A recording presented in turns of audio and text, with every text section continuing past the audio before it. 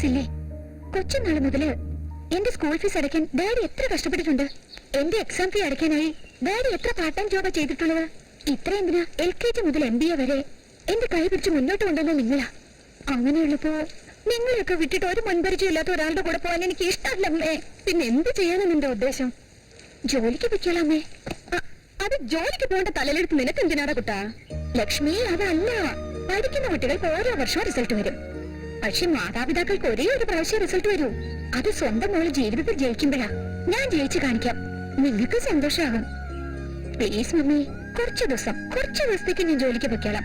പിന്നെ മമ്മിയുടെ ഇഷ്ടം. ലക്ഷ്മി, അവളുടെ ആഗ്രഹമല്ലേ വീട്. സോഫ്റ്റ്വെയർ കമ്പനി ഇതിപ്പോഴെങ്ങും ശരിയാവില്ല. ഏയ്, ഇതെന്താണ് വിട്ടുകളഞ്ഞത്?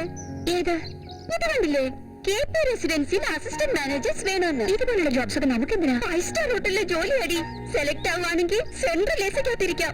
അവിടെ വരുന്ന VIPസും സെലിബ്രിറ്റീസും അവിടുത്തെ സ്യൂട്ട് റൂംസും സ്പെഷ്യൽ ഡിഷസും എന്തൊരു ജീവിതമായിരിക്കും അടി. അത് മാത്രല്ല, ഇങ്ങനത്തെ ജോബില് ജോലി കുറവായിരിക്കും, വെയിറ്റിന് സാലറിയും കിട്ടും. നീ ഒന്നും മിണ്ടരുത്. നമ്മൾ ഈ ജോലിക്ക് തന്നെ അപ്ലൈ ചെയ്യണം, അത്ര തന്നെ. ഈ ജോലിക്ക് വേണ്ടി കുറെ അധികം പേര് അപ്ലൈ ചെയ്തിരുന്നു. ഫൈനൽ സ്റ്റേജ് വരെ എത്തിയത് നിങ്ങൾ മാത്രം. Maybe next 2 or 3 days time we will call the final interview. So all the best and good luck. നിന്നെ മനസ്സിലാക്കാനേ പറ്റുന്നില്ല. കമ്പ്യൂട്ടർ ജോലിക്ക് പോകണമെന്നും പറയുന്നു, കാലം മൈലാഞ്ചി ഇടണമെന്നും പറയുന്നു. ലക്ഷ്മി, അത് പ്രൊഫഷൻ, ഇത് ട്രഡീഷൻ. പറഞ്ഞ കേക്ക്. എന്താ അമ്മയും മോള് രാവിലെ തന്നെ അവന് സംസാരത്തിലാണല്ലോ. മൈലാഞ്ചി ഇടണമെന്ന് ചാടും പിടിക്കുക. എന്താ സുഹാസിനെ ഇങ്ങനെ ഇരിക്കുന്നത്? ഇന്ന് ഫൈനൽ ഇന്റർവ്യൂ അല്ലേ? അനിതി എപ്പോഴും റെഡിയായല്ലോ. അതെയോ? അവൾ എന്നോട് പറഞ്ഞില്ലല്ലോ. ഹലോ അനിതി, നീ എന്ത് പുറപ്പെട്ടോ? പക്ഷെ നീ പറഞ്ഞില്ലല്ലോ. നിന്റെ അടുത്തേക്ക് തന്നെ വരുന്ന മോളെ. 5 മിനിറ്റിൽ അവിടെ ഉണ്ടാവും. ഓക്കെ? അനിതി, എനിക്ക് ഭയങ്കര ടെൻഷനായിരിക്കുന്നു. എടി പെണ്ണെ, നമ്മൾ ഇന്ത്യ ബോർഡറിൽ ഫൈറ്റിങ്ങിനൊന്നും അല്ലല്ലോ പോകുന്നത്. 5 സ്റ്റാർ ഹോട്ടലിൽ ജോലി ചെയ്യാൻ പോവാ. വെറുതെ എന്തിനാടി ടെൻഷൻ ആവുന്നത്? ഈ വണ്ടിയുടെ ടെൻഷൻ വേറെ ഈ നേരത്ത്. അയ്യോ, ഇതെന്താ ഇപ്പൊ കാലം വരിയത്? നിന്നെ പോലെ തന്നെ ഇത് എന്നെ ടെൻഷൻ ആക്കാൻ തുടങ്ങി. സാറില്ല, 2 പേരും ലേറ്റായിട്ട് പോയി ശരിയാവില്ല. നീ ഒരു കോൾ ടാക്സി പിടിച്ച് ചെല്ലേ. ഞാൻ ഈ വണ്ടി മെക്കാനിക്കിനെ ഏൽപ്പിച്ചിട്ട് വരാം. ഉടനെ വരണം. ലേറ്റ് ആക്കരുത്. ഞാൻ നിനക്ക് വേണ്ടി കാത്തിരിക്കും. ഒരു കാര്യം മറന്നു. ഇതാണ് നമ്മുടെ ഇന്റർവ്യൂ നടക്കുന്ന പ്ലേസ് അഡ്രസ്. ടെൻഷൻ അടിക്കാതെ പെർഫോം ചെയ്യണേ. സുഹാസിനി, സൂക്ഷിച്ചേ. ഓക്കെ, നീ ഉടനെ വന്നേക്കണേ. വന്നേക്കാം. ടാക്സി. ഈ വണ്ടി ശരിയായ നേരത്തെ തന്നെ കാര്യം വാരിയല്ലോ ദൈവമേ.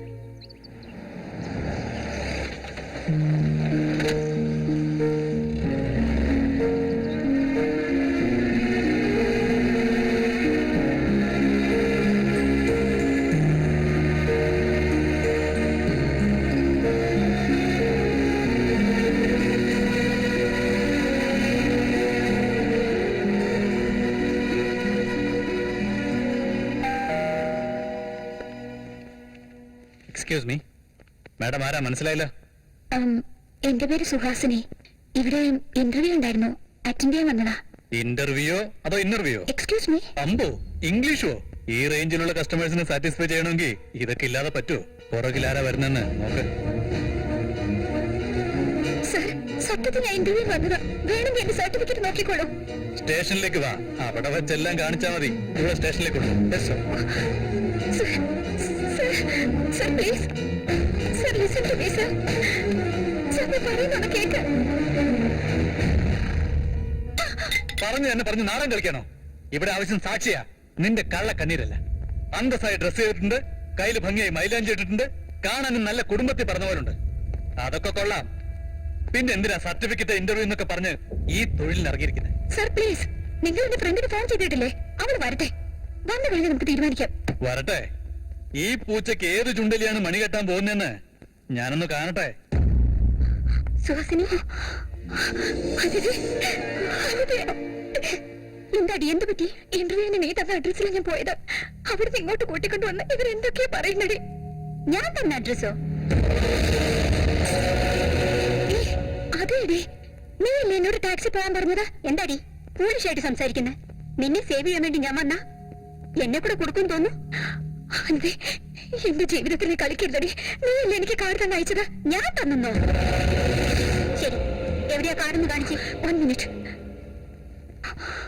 അയ്യോ, അത് ഞാൻ ടാക്സിയിൽ മറന്നു വെച്ചല്ലോ. സാർ, ഇവളെ രക്ഷിക്കാൻ വേണ്ടിയാ ഞാൻ വന്നത്. ഇതിപ്പോ എന്നെ കൊടുക്കുന്ന ഇടപാടാണല്ലോ. സൊസൈറ്റിയിൽ മാനവും മര്യാദയുള്ള ഒരു കുടുംബത്തിലെ പെണ്ണാ ഞാൻ. ഇന്നേരത്ത് ഇവിടേക്ക് വന്നെന്നറിഞ്ഞാൽ തന്നെ ഇനി എന്നെ ഈ കേസിൽ ഇൻവോൾവ് ചെയ്യരുത് സാർ, പ്ലീസ്. എന്താണ് ഇത്? ആ ചോദ്യം ഞാനാ നിന്നോട് ചോദിക്കേണ്ടത്.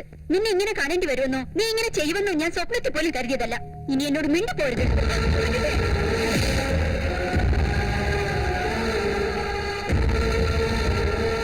നിന്റെ ക്ലോസ് ഫ്രണ്ടാണെന്ന് പറഞ്ഞു, വന്ന ഉടനെ സത്യം വിളിച്ചു പറയുമെന്ന് പറഞ്ഞു, എന്നിട്ട് വന്നിട്ട് പോകുന്നുണ്ടോ?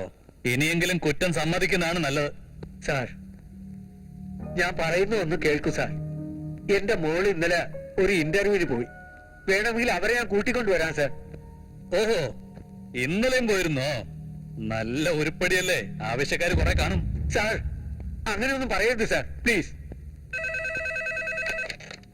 ഹലോ സർ,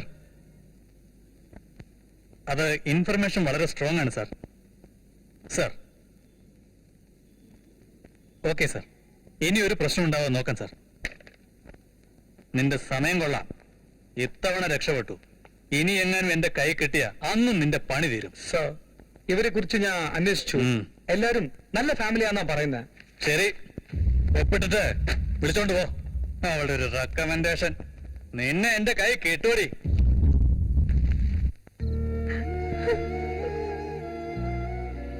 നോക്ക് ലക്ഷ്മി, ജീവിതം എന്താണെന്ന് അറിഞ്ഞ നമ്മൾ ഇങ്ങനെ വിഷമിച്ചാൽ അവള് ചെറിയ പെണ്ണല്ലേ, അവളത് സഹിക്കില്ല. ഓ,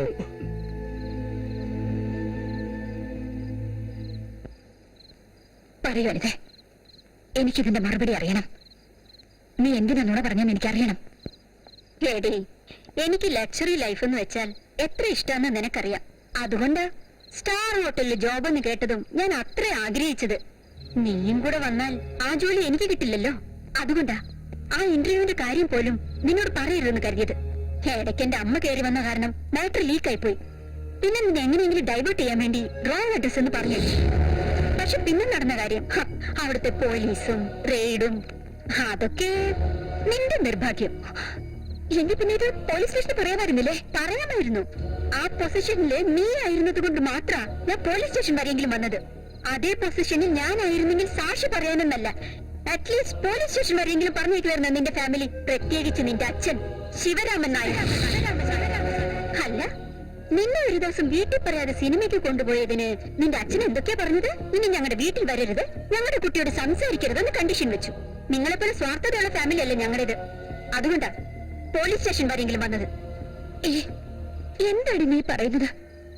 എന്റെ ഡാഡി നമ്മളോട് കെയർഫുൾ ആയിരിക്കണം എന്ന് പറഞ്ഞത് തെറ്റാണോ? എടി, വേറെ ഒരു ജോലിയുടെ കാര്യം പറഞ്ഞ് നമ്മുടെ ഈ ഫ്രണ്ട്ഷിപ്പ് ഉപേക്ഷിക്കാൻ നീ തീരുമാനിച്ചോ? Hello, give me a break.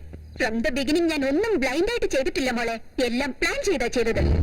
ചെറുപ്പത്തിൽ എക്സാം ഹാളിൽ നിന്റെ പെന്നിലെ ഇങ്ക് തീർന്നപ്പോ എന്റെ പെണ്ണ് തന്നത് നീ എക്സാം നന്നായി എഴുതാനല്ല, നീ എഴുതിയില്ലെങ്കിൽ നിന്റെ പേപ്പർ നോക്കി കോപ്പി അടിച്ച് എനിക്ക് എഴുതാൻ പറ്റില്ല. എനിക്ക് ബൈക്ക് ഉണ്ടായിരുന്നിട്ടും കോളേജിലേക്ക് നിന്റെ കൂടെ ബസ്സിൽ എന്തിനാ വന്നതെന്ന് അറിയണ്ടേ? നിന്റെ കമ്പനി പിടിച്ചിട്ട് നിന്റെ കൂടെ കമ്പൈൻ സ്റ്റഡീസ് നടത്താൻ വേണ്ടി. നമ്മൾ രണ്ടുപേരും ഒന്നിച്ചു പോകുന്നിടത്തൊക്കെ ചെക്കന്മാർ എന്നെ വിട്ടിട്ട് നിന്നെ നോക്കി രസിക്കുമ്പോ ഞാൻ എന്ത് അസൂയപ്പെട്ടിട്ടുണ്ടെന്നോ?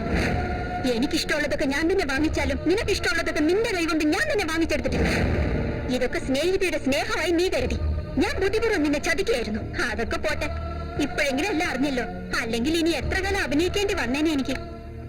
നീ ഇങ്ങനെയൊക്കെ പെരുമാറുമെന്ന് ഞാൻ സ്വപ്നത്തിൽ പോലും വിചാരിച്ചില്ല. നീ താഴെ ചെന്ന് നിന്റെ അമ്മയുടെ അച്ഛന്റെ കണ്ണുനീര് തുടക്കി. ഞാൻ പോവാം. നാളെ തൊട്ട് ജോലിക്ക് പോണം. ഞാൻ ഭയങ്കര ബിസി ആയിരിക്കും. ഇനി കാണാൻ പറ്റിയെന്ന് വരില്ല. Good bye.